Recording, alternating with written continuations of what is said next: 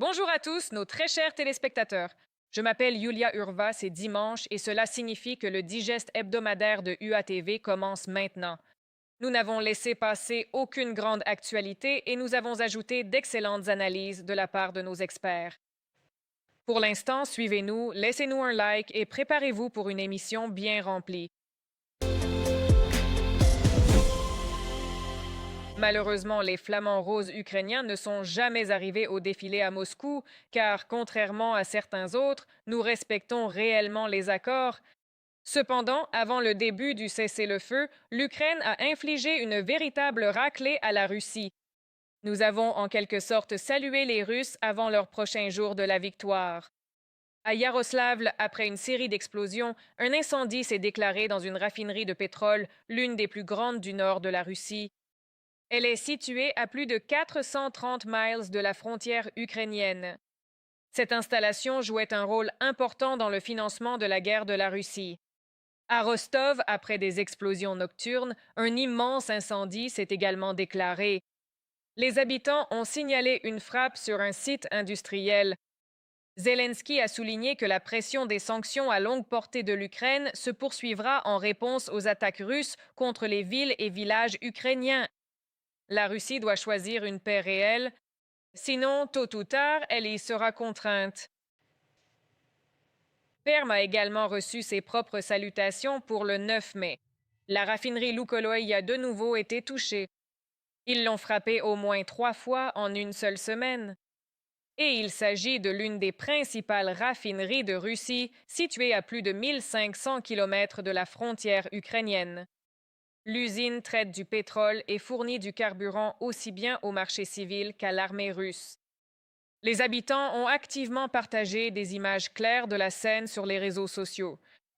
Pendant ce temps, les médias locaux ont demandé aux habitants de Perm ce qu'ils pensent de ces visites des drones ukrainiens. Écoutez ce qu'ils ont dit.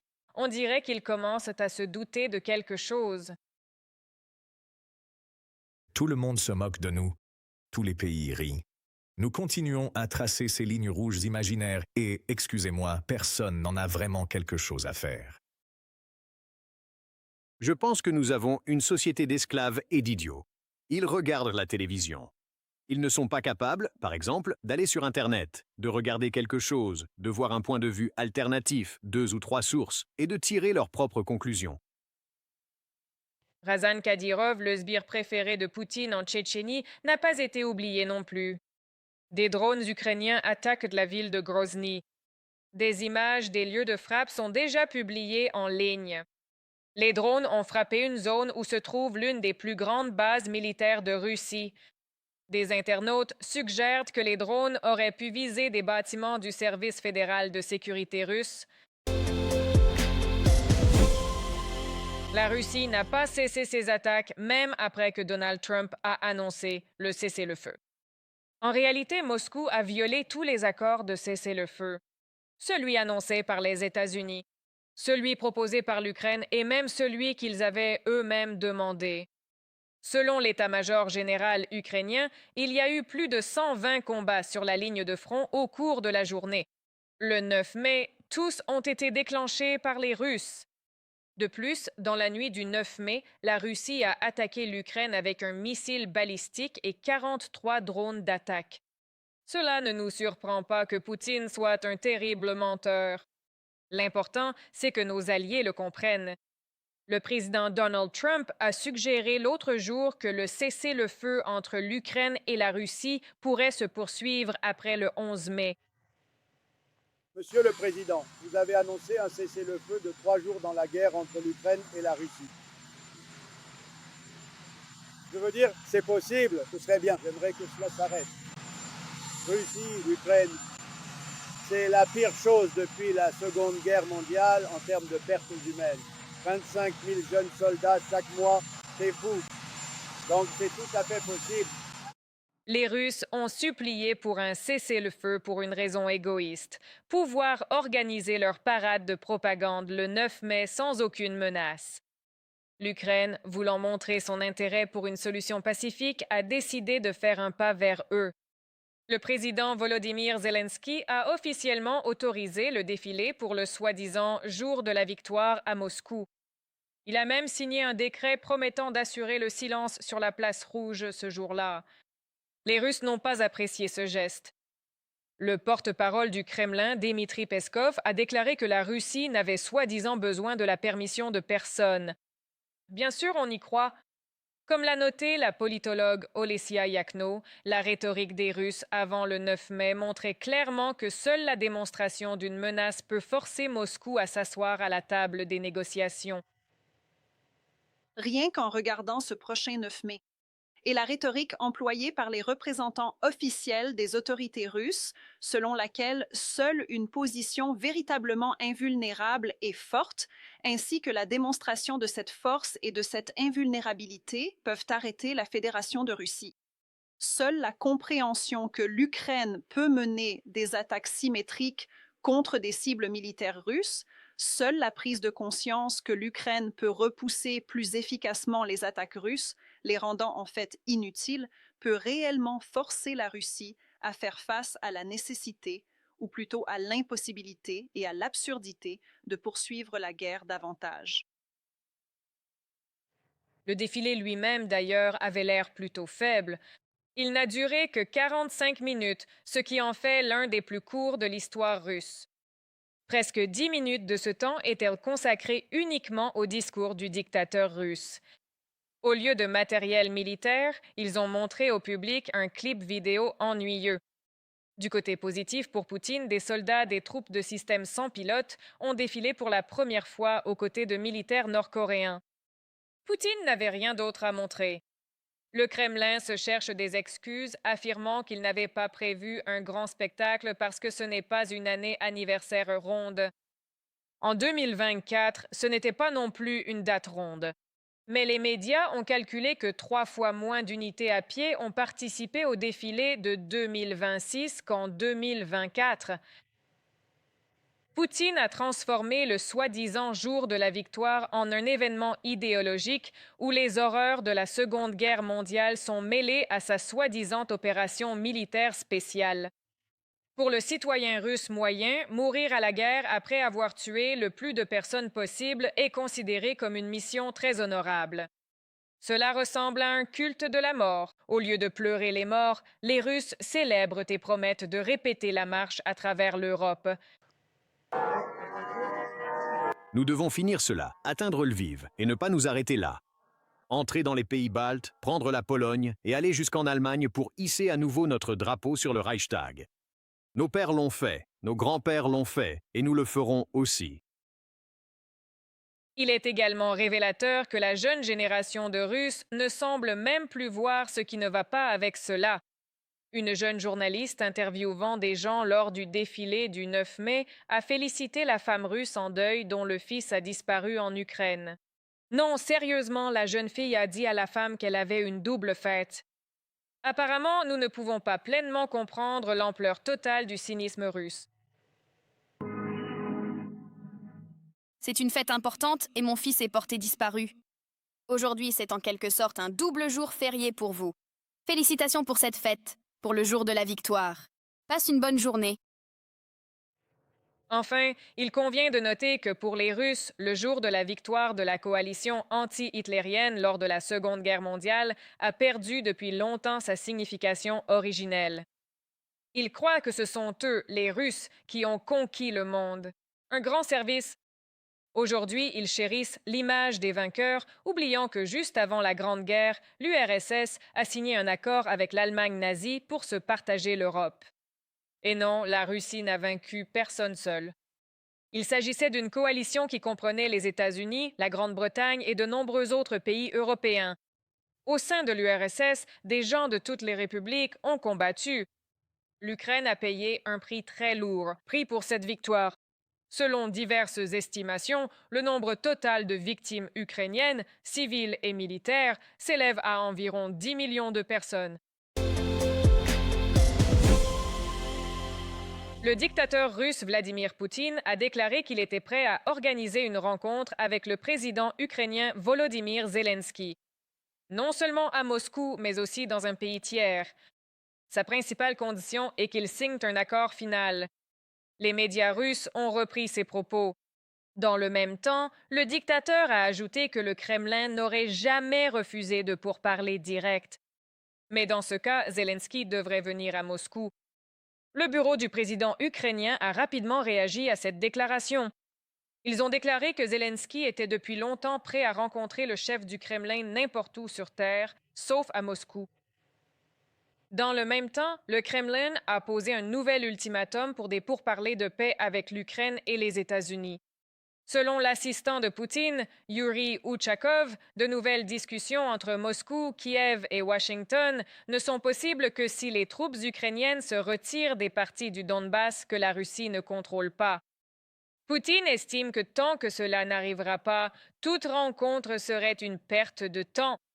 Dans ce vieux rêve selon lequel l'Ukraine se rendrait avec ses terroristes sans combattre puisqu'il ne peut pas les capturer sur le champ de bataille, le Centre ukrainien de lutte contre la désinformation affirme que ces déclarations prouvent que la Russie n'est pas intéressée par une véritable paix.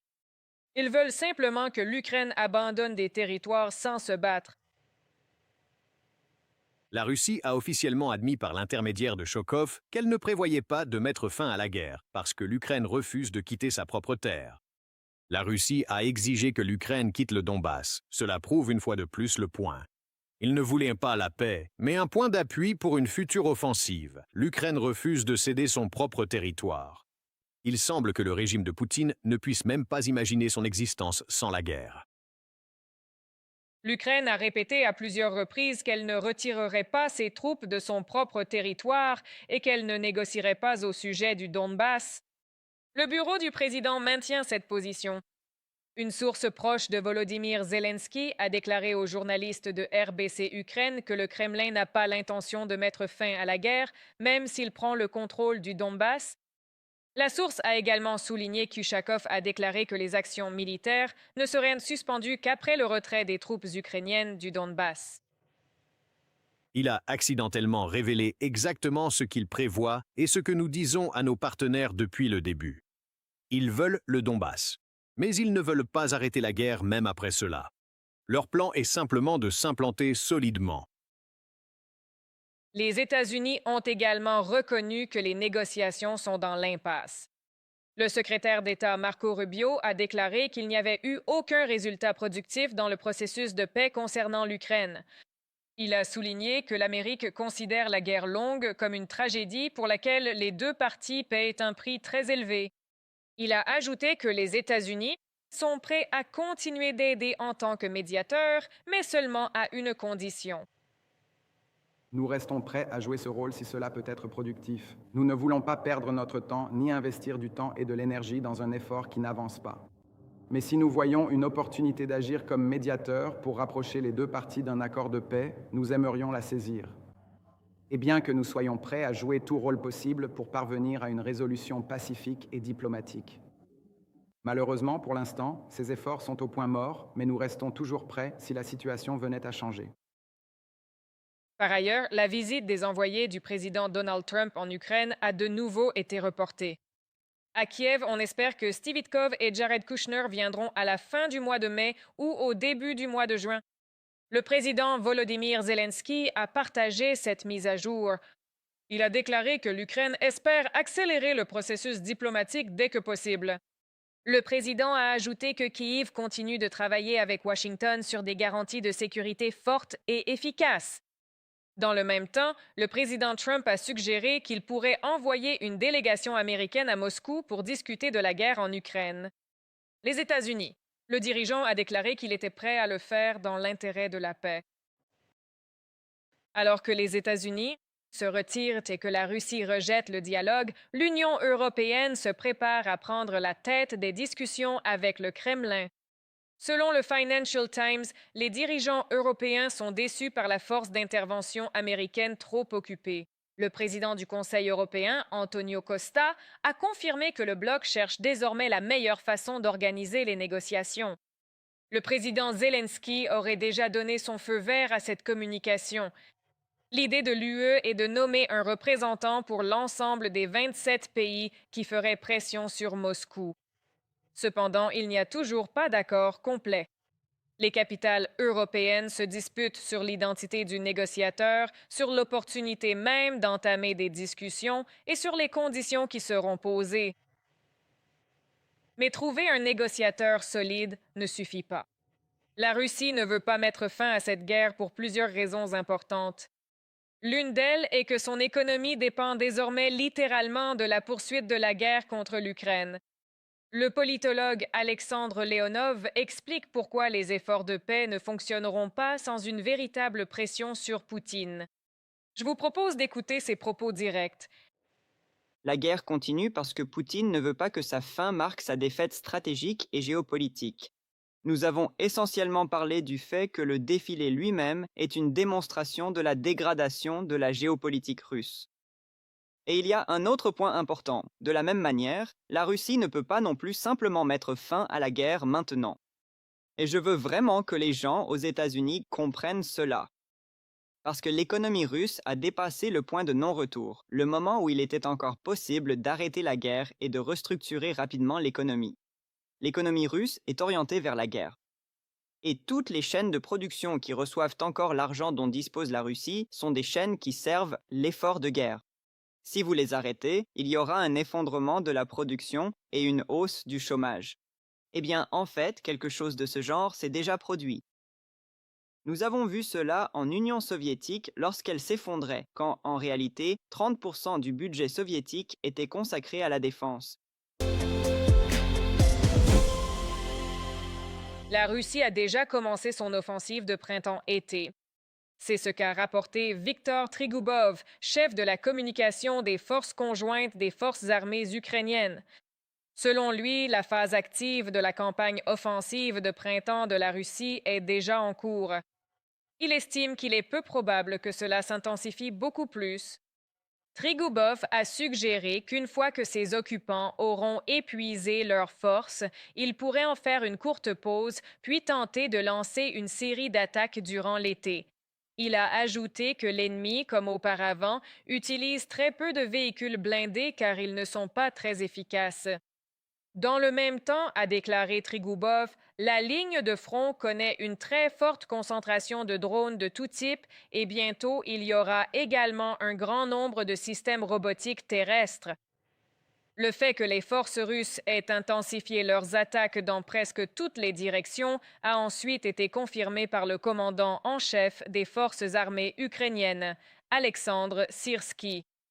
Il a souligné que l'ennemi ne se contente pas d'attaquer, mais déplace également des unités pour renforcer ses capacités offensives. Les forces d'occupation tentent de faire pression sur les défenses ukrainiennes en exploitant leur supériorité numérique. Selon lui, la direction de Pokrovsk est actuellement la zone la plus critique où l'ennemi a concentré 106 000 soldats. Cependant, les attaques orchestrées par Poutine semblent être devenues beaucoup moins efficaces à l'ère des drones. L'analyste militaire Dmytro Snigirov a expliqué que malgré toutes les tentatives russes de percer les lignes ennemies, les forces de défense ukrainiennes remportent des succès tactiques dans ce domaine. Dans la direction de Pokrovsk, et malgré l'intensification des combats précisément dans cette zone, les forces de défense ukrainiennes ont obtenu d'importants succès tactiques au cours des derniers jours. Plus précisément, les unités de défense ukrainiennes ont repoussé l'ennemi de la périphérie nord de Hrychin. Permettez-moi de vous le rappeler. Hrychin est un centre logistique clé pour les forces de défense ukrainiennes. Ainsi, malgré le redéploiement de réserves opérationnelles supplémentaires dans la direction de Pokrovsk et le transfert des unités de drones Rubicon, qui comptent parmi les unités les plus performantes de l'armée du pays occupant, vers Pokrovsk, les forces de défense ukrainiennes ne se contentent pas de repousser l'assaut des occupants, mais contre-attaquent également avec succès. De plus, selon le commandant en chef des forces armées ukrainiennes, les troupes ukrainiennes continuent d'accomplir des missions sur le territoire de la région de Koursk, en Russie. Alexander Syrsky a souligné que les forces de défense perturbent les plans de l'ennemi, tiennent fermement leur position et mènent des opérations actives lorsque les conditions leur sont favorables. Il a noté que la clé du succès réside dans la défense active et la prise d'initiative sur le champ de bataille. Le commandant en chef des forces armées ukrainiennes a insisté, les gars. que l'armée ennemie perd au moins 1 millier de soldats tués et blessés chaque jour. Les unités des forces de défense ukrainiennes perturbent les plans de l'ennemi, tiennent fermement leur position et, lorsque les conditions le permettent, mènent leurs propres opérations actives. Malgré la pression constante de l'ennemi, les soldats ukrainiens continuent également d'accomplir des missions sur le territoire russe. Notre présence dans la région de Koursk demeure. La clé du succès réside dans la défense active et l'initiative sur le champ de bataille. Cela permet aux forces ukrainiennes d'épuiser l'ennemi, de reprendre des positions et d'infliger un maximum de pertes aux troupes russes. Ce schéma d'épuisement du personnel russe est également confirmé par des données russes accessibles au public. Les publications Medusa, Mediazona et le service russe de la BBC ont analysé des listes nominatives de morts, des données du registre des successions et des statistiques judiciaires. Ils sont parvenus à des conclusions frappantes. Ils ont constaté que, depuis le début de l'invasion à grande échelle, la Russie a perdu au moins 352 000 soldats tués. Les pertes les plus importantes ont eu lieu en 2024-2025, au moment d'une intensification des combats. Durant cette période, les tribunaux russes ont reçu jusqu'à 86 000 plaintes émanant d'unités militaires et de proches, cherchant à faire déclarer des militaires morts ou disparus. La Lettonie a adressé une note de protestation officielle à la Russie après que des drones russes ont pénétré dans son espace aérien. Le 7 mai, plusieurs drones ont survolé l'espace aérien letton en provenance du territoire russe. L'incident s'est produit dans les municipalités de Rezekne, Balvi et Lutza, dans la région de Latgal. En réponse, le ministère letton des Affaires étrangères a convoqué les chargés d'affaires de l'ambassade de Russie. La Lettonie a également rejeté les allégations de Moscou, selon lesquelles les drones auraient été lancés depuis le territoire letton pour frapper des cibles en Russie. Par ailleurs, le président letton Edgars Rinkēvičs a souligné que ces incidents de drones, ainsi que d'autres, sont une conséquence directe de l'agression de Poutine contre l'Ukraine.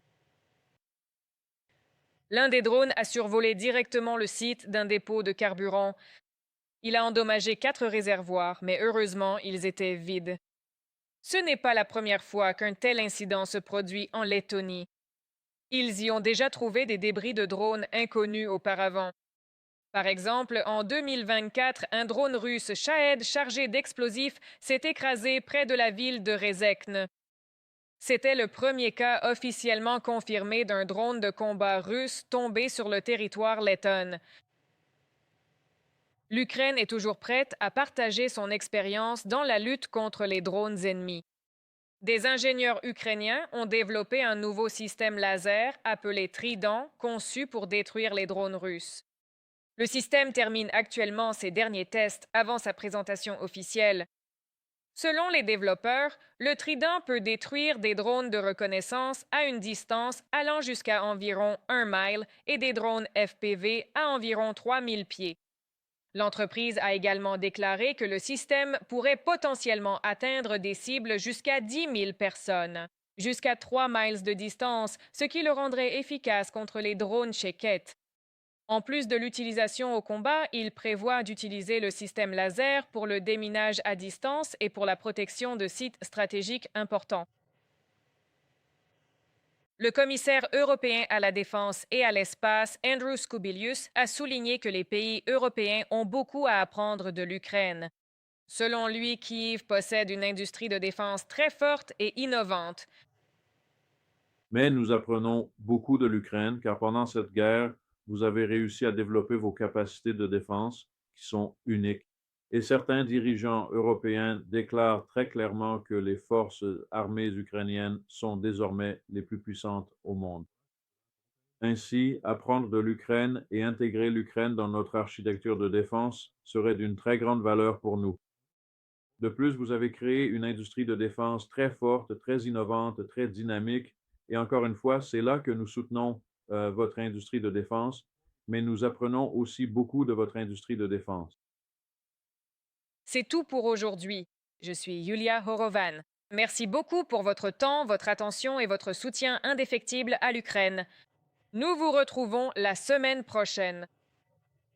N'oubliez pas de vous abonner à notre chaîne pour rester informé de l'actualité mondiale présentée par nous, UATV, selon la perspective ukrainienne.